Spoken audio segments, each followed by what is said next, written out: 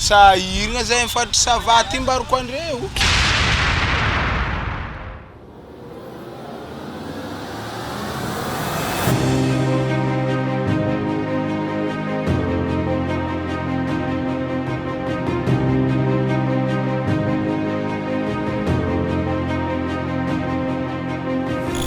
Dia misy olona tratran'ny forme grave dia ho jerem-potsiny sanatriany vava.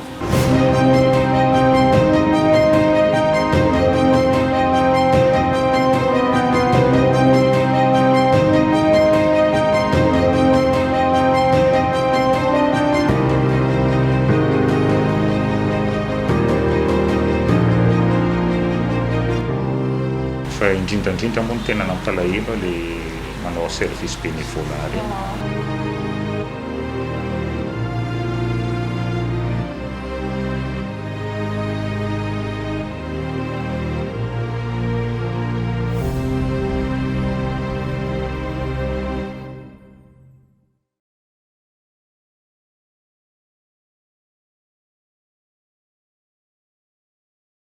Ohatrany teniko tsy nahazo ny kapoka araiky amin'ilay fanampiana zay. Mangataka zay mboka misy fisararana raha magnano zegny mbo ahazo zay madinika ty.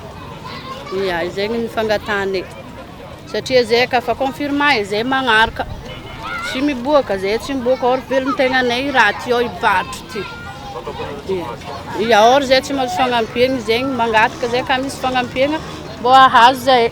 Mbola tsy nahazo zay maloha e koragniny. Mety naro nahazo fa tsy henoko nahazo za. Za tegna tsy naregny nahazo fagnampiana. Satria izy ka nahazo fagnampiana zegny zay atao mitokantragnonay tagny tokony mbo nahazo baka. Fa matoa zay tsy nahazo, tsisy fagnampiana taminay tamin'ny faritry Sava. Afatra namin'ny mpitondra fanjakana zegny mbo tsinjova hely zay mifaritry Sava ty ka misy fagnampiana magnano ifa. Sa irigna zay mifaritry Sava ty mbaroko andreo.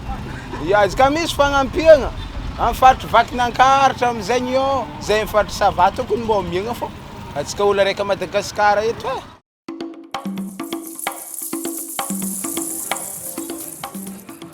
Fanehoan-kevitry roapolona ao Asambava, faritra Sava ireny. Tsy teo amin'ny lafiny fanampiana ara-tsosialy irery ihany no nisy ny fitsinjarana mitanila tanatin'ireny vanim-potoana ny amin'ny ara-pahasalamana vokatry ny Covid-19 ireny. Ireo mpiasan'ny fahasalamana tao amin'ny faritra Sava dia nitaraina ihany koa ny amin'ny mizana tsindrinila nandritra izany amin'ny izany. Teo amin'ny resaka prime de risque no tena nivaingana izany olana izany. 600 000 ariary no andaran'ny mpitsabo iray raha 400 000 ariary kosa ny an'ireo mpitsabo mpanampy. Nisy rehefa ireo tsy nisitraka izany no ny antony tsy mazava. Isetra izany teo anivon'ny centre hospitalier de référence régionale CHRR Bespak. Zay zao ato eo amin'ny 12 médecins dia mety eo amin'ny 3-4 médecins eo zany tsy nahazo. Dia ohatr'izay koa zany ny paramède, le titulaire tiako lazaina io. Fa indrindrandrindra moa no tena nampalahelo le manao service bénévolat reny. Reny moa zany tena nanampy betsaka tamin'ireny dia telo par service ihany zany no nahazo tamin'ireny taminay taty. Amin'ny service anankiray fotsiny ny farafahakeliny ataoko hoe manana bénévolat anaky valo na anaky sivy eo. Dia donc tantsasa manila an'izay zany tsy misitraka an'le bénévole telopolo amin'ireo 7 ny asa teo amin'ireo sampandraharaha na service enina tao amin'ny CHRR Bespak no tsy nisitraka izany prime izany. Nandritra ny fizarana prime de risque andiany faharoa ny taona 2024 ny any enina anisan'ireo nahazo. Indromy ataona manko le fanomezana an'le prime. Dia tamin'le voalohany zany efa nitranga moa le izy dia nomena encouragement foana zany ny ekipa zany hoe mbola mety ahazo ihany antsika. Dia nitranga moa le fanondroana niena le izy, niena le isan'olona nahazo. Miasa mafy nanao ny ain-tsy ho zavatra ireo mpitsabo sy ireo mpitsabo mpanampy ireo nandritra ny fotoana ny Covid.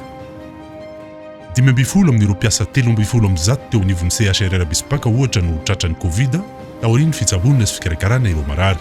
Mendrika an'le asan'le forme ataonareo ve le 600 000 ariary? Taratra be le mamaly an'le izy. Miteny hoe tsy mendrika fa dia miteny hoe mila zavatra be dia be. Fa izy aloha raha ny tena ilofosan'ny ekipa rehetrarehetra aloha le izy aloha miteny hoe tena tsy ampy le izy. Tena tsy ampy satria marina hoe nanao fananiana zay pitsabo hitsabo fa be dia be koa ny risque zay hiantserany rehetrarehetra na ny eo amin'ny ankohonana raha zay na eo amin'ny lafin'ny fiarahamonina rehetrarehetra samizay na eny koa raha na ohatra ataontsika hoe nareo mandalo ohatr'izao zao efa nisy olona zao taloha mpitaty mandray dia tsy tena briska zany be dia be mihitsy zany anatin'ilay sehatry ny fahasalamana dia zay mahatonga anahy mitena anazy hoe tsy mendrika an'ilay izy raha izy zany mba fangatany hoe mba tokony hisitraka dolodolo zany zay olona rehetrarehetra fa mampalahelo le miasa nefa tsy misitraka an'ilay izy. Ny fiadidian'ny Repoblika sy ny Ministera ny Fahasalamana no voalaza fa ny andraikitra ny fitsinjarana ireny prima ireny. Voalohany i présidence taty dia niaraka tamin'ny ministre dia nanome anazy. Dia tamin'ny le deuxième vague décembre angamba izy iny tonga. Misy liste zany arakaraka le activité ho izy daholo anatin'le équipe intervention dia ny garde sy ny tariny amin'ny hôpitaly dia nalefa tany le izy dia ireny no mahazo azy. Tsy mazava tamin'ireo mpitsabo no mahasotivana ny tsinjarana ny prime. Amin'izy ireo dia tokony samy nahazo prime avokoa ireo mpisehatra amin'ny fahasalamana ka voa marina fa niasa nandritra ny Covid. Raha ny personnel rehetrarehetra aloha na mivantana na ankolaka dia samy nandray anjara daholo tamin'ny fiadinan'iny Covid iny. Tena samy nandray anjara azo plazaina tena hoe samy nandray anjara daholo. Fa ny indro kely moa ny mpandrafitra zay tsy ny rehetrarehetra koa ny sitraka an'ilay izy. Dia izay moa zany ny mampalahelo ny ekipa tsy indraindray ary mampanahirana anay surtout amin'ny lafiny teknika ilay izy.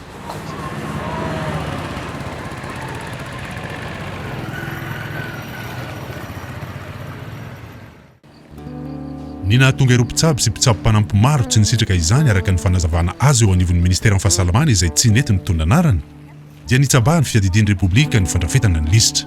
Nisy ny lisitra efa vitan'ireo fitaliavan'ny fahasalamana amin'ireo faritra 12 nomena teny amin'ny Ministera ny Fahasalamana Foibe saingy tsy nanaiky ny avy eo anivon'ny présidence fa nandrafitra lisitra faharoa indray. Ho amarin'ny tatitry ny Cour des comptes ity fitsabahan'ny présidence amin'ny tsy andraiky nity. Nisedra olana ihany koa ireo mpitsabo tamin'ny resaka fampitaovana.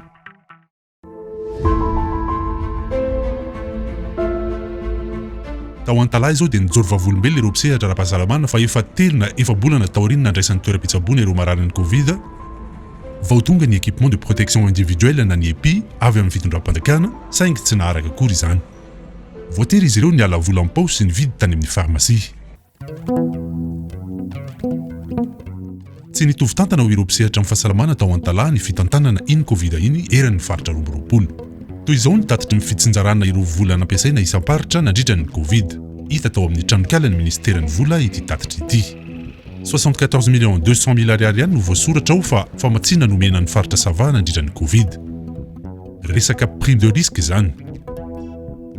Misy faritra hafa nefa mahazo famatsim-bola betsaka izay ampandehanan-draharaha entana hividianana solika sy ny sisa. Ny faritra Analamanga araka ity tatitra ity no tena nahazo tombon-dahany be nandritra ny Covid.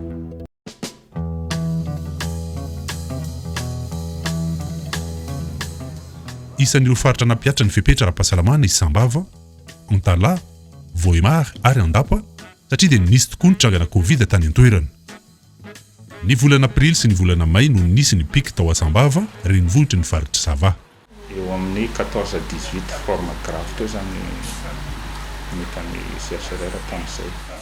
Tsy maintsy nisy ny fandrindrana ny fotodrafitrasa teo anivon'ny CHRR Bespak noho ny amaroan'ireo marary. Ity any salle de culture zay navadika salle de suscité tamin'izay. Na nisy aza amin'ny fihiboana dia tsy nofoanana ny fotom-piotazana lavanilina tao amin'ny faritra Sava. Tsy maintsy noenjehina ny fanaramaso tao an-toerana vokatra izany. Natsangana ny centre régional de commandement opérationnel na ny CRCO Sava ny 9 febroary 2020. Ity CRCO ity no nifehy ny faritra nandritra ny amehana ara-pahasalamana. Isan'ny mampiavaka ny CRCO Sava amin'ny CRCO amin'ny faritra hafa dia coprésidence no napetraka amin'ny CRCO Sava, izany hoe ny gouverneur, ny préfet préfet de Sambava sy ny directeur régional ny santé publique dia ireo zany no mitarika ohatran'ny collégial zany le izy. Tsy nahazo famatsiam-bola avy amin'ny fanjakana foibe ny CRCO fa fifanomezan-tanana teo amin'ny vahoaka indrindra ireo mpandraharaha no ahafahany nanatanteraka ny andraikiny. Misy taratasy nataony CRCO karazana fangatana demande de sponsoring zany fangatana fanampiana ny CRCO mba tena ahafahany io rafitra io miasa manao ny asa rehetrarehetra sy mampiatra ny fipetra rehetrarehetra zay noraisina amin'ny ady atao amin'ny Covid-19 taty amin'ny faritra Sava.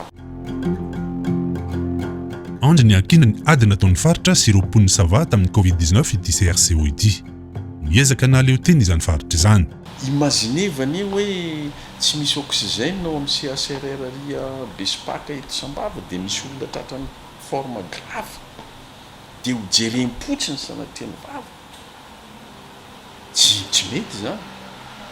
Tsy mety amin'ny tompona andraikitra ty antoerana zany ohatrany tsy efficace zay raha hijery fotsiny olona ho faty satria tsisy bouteille d'oxygène, tsisy oxygène. Ary mety andro ny ministère atsika mety elaela vao tonga aty ohatra. Dia tsy mety ny CRCO mihetsy zay nge ny antom-pisehan'ny CRCO. Zay nge mividy hatramin'ny oxygène satria zay malala an'ilay besoin. Tao zao efa 5 bouteilles 4 bouteilles isan'ny oxygène misy tao amin'ny CHRR. Tamin'ny nanomboan'ity troisième vague ity dia za mihitsy ny nanomebeko tsy mety tandremo sao dia nisy rupture n'oxygène atsika fa tsy mety zany.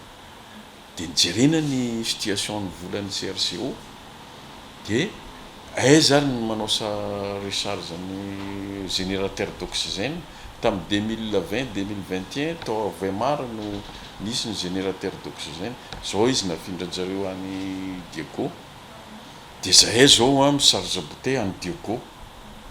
Oui, le izy tsy gratuit fa payeny. Le faritra ane samy manao zay ezaka zay vitany hiadina amin'le aretina. Nisy ihany koa ny fanampiana avy amin'ny fanjakana foibe saingy tsy naharaka izany. Nanolotra fiara fitondrana mararo ho an'ny faritra ohatra ny filoham-pirenena saingy tsy narahana famatsiana ara-bola ny vitanana solika izany. Tsy naharaka ny fandaniana tao Sava ka navoatery ny CRCO nampiasa ny réquisition na tamin'ireo mpitatitra na tamin'ireo ainy vakijery. Voatery ihany koa ny CRCO nanao antsoavy tamin'ireo sampandraharaha hafa. Nisy ohatra amin'ny fiaraha-miasa tamin'ny Bureau des cadastres miniers de Madagascar na ny BCMM tao Sambava ka nahafana nandraisana ireo marary tratry ny forme modérée. 199 902 820 ariary no total ny vola voangon'ny CRCO nanomboka ny taona 2024 ny asany. Vokatry ny fiarahamientan'ireo vahoaka sy ireo mpandraharaha tao amin'ny faritra izany. Tsisy teritery mihitsy io. Conscience anao io, anao ve manan-katao dia mba miantso vonjy ny mpiarabelona fanjaranao e. Anao tsara, tsy manao anao tsisy olona neriteranao ary tsisy fiantraikana amin'ny fandraharahana anao zany. Raha ny tokony ho izy dia ny fanjakana no manampy ara-bola ireo mpandraharaha izay mandalo fotoan-tsarotra nandritra ny Covid-19. Nitaka izany filohan'ny vondron'ireo mpandraharaha amin'ny sehatra tsy miankina ny 3 Martsa 2024 lasa teo nandritra ny fivoriana nataony. Mbola miandry mifanampiana avy amin'ny fanjakana ireo orinasa tsy miankina amin'ireo sehatra rehetra hatramin'izao. Les 900 millions de dollars nomen'ny bailleur tamin'izany fotoana izany dia atsasak'izay no nampiasain'ny fanjakana. Ary tamin'ny atsasany nampiasan'ny fanjakana io ny atsasak' io lasa ny mijirama. Tsy dia misy fandraisany loatra amin'ny Covid-19 moa le izy. Ny tsy fisiany mangarahara tamin'ny fitantanana ny volan'ny Covid. Ny fitsabahan'ny présidence tamin'ireo andraikitra voatokana ho an'ireo ministera sy ireo sampandraharaha hafa. Ny famoaham-bola mihoapapana tsy mandeha araka ny lalàna sy tsy nandalo fanamarinana. Ny famoaham-bola tsy misy taratasy fanamarinana pièce justificative. Ny fikirakirana vola mivantana. Ireo rehetra ireo no novakian'ny Cour des comptes Bantsilana tanatin'ny tatitra ho an'ny daholobe momba ny fitantanana ny Covid izay nivoaka ny volana Febroary lasa teo. Efa nisitana lakolosy ny taky ny mangarahara rehetra momba ny vola azo sy ny fandaniana tamin'ny Covid ihany koa, ireo olona teo aloha mialohany nataperany fotoam-piazana.